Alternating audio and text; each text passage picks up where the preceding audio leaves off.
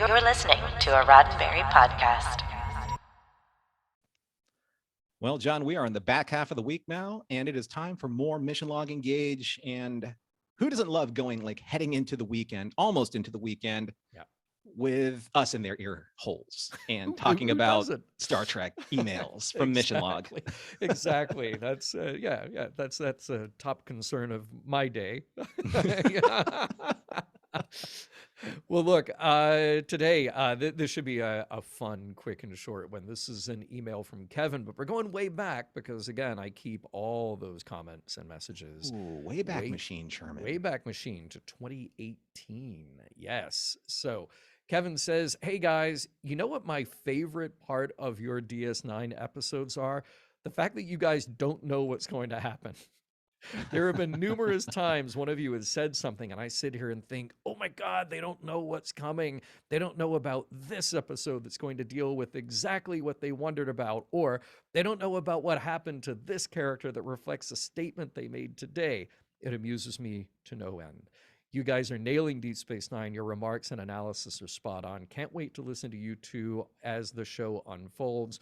My one suggestion: there are going to be more longer arcs like the Circle trilogy, with a few exceptions. I think this means I would be taking the show on an episode by episode basis. Mm-hmm. So thank you, Kevin. Thoughts there, Norman? So I can apply this to me now because I haven't been, on Mission Log until since the beginning of 2019. Yep. Mm-hmm. So Kevin was talking about you and Ken then for this email, but it applies to me too because I haven't watched Deep Space Nine in an entire run. This is my first run through the entirety of Deep Space Nine, episode by episode.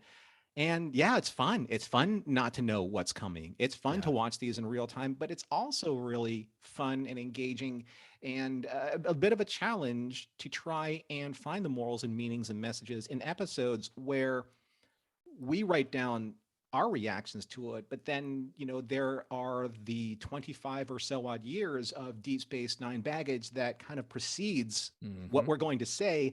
So it's interesting to hear the comments from people saying like, well, you weren't there, or that's not what this means, or you don't really understand. I'm like, no, we do. Yeah. We're just not coming from a reference point that many of you are, where you've defended point after decision, after argument, after debate about Deep Space Nine. We're coming from it from a very fresh, very new, very in the moment perspective.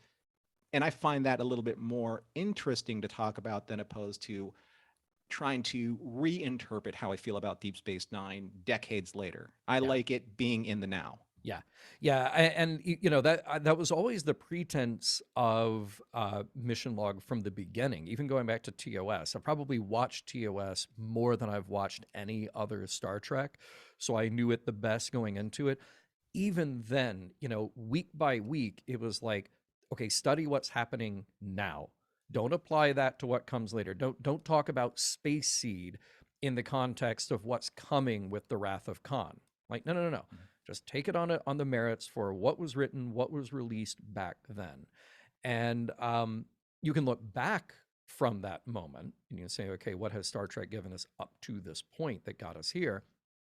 Because I think that that's the way to be most fair to the writers.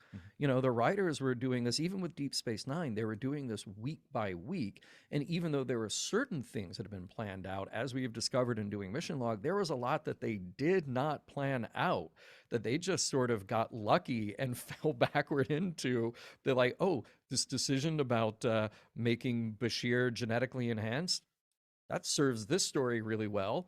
Oh, look, retroactively, it serves a lot of stuff really well. Sometimes it's better to be lucky than good. Exactly. So I'm glad that we are doing this show the way we're doing it now. And honestly, like, I've watched Voyager all the way through a couple of times at least, and I love that show. Same with Enterprise.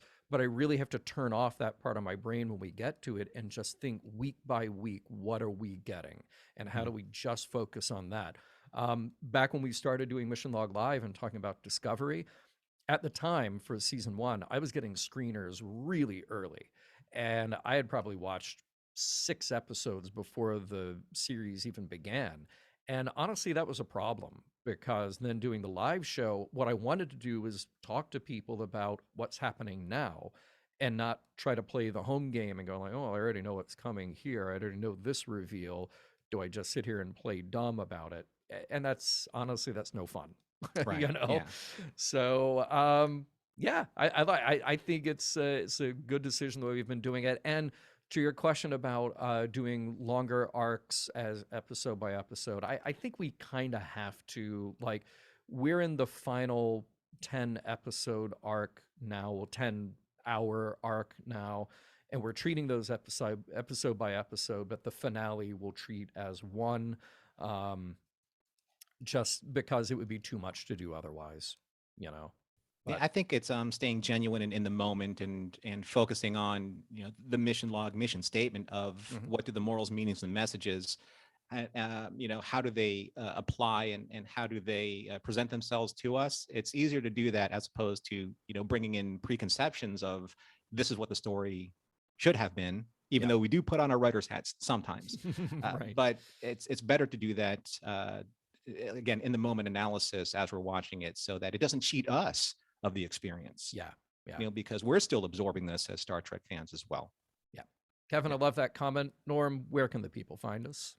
So make sure to like and share and subscribe to our playlist here, you know, at Roddenberry Entertainment. You can send your comments to us at missionlog@roddenberry.com. Then John can file them away for a rainy day, or we can engage with you again.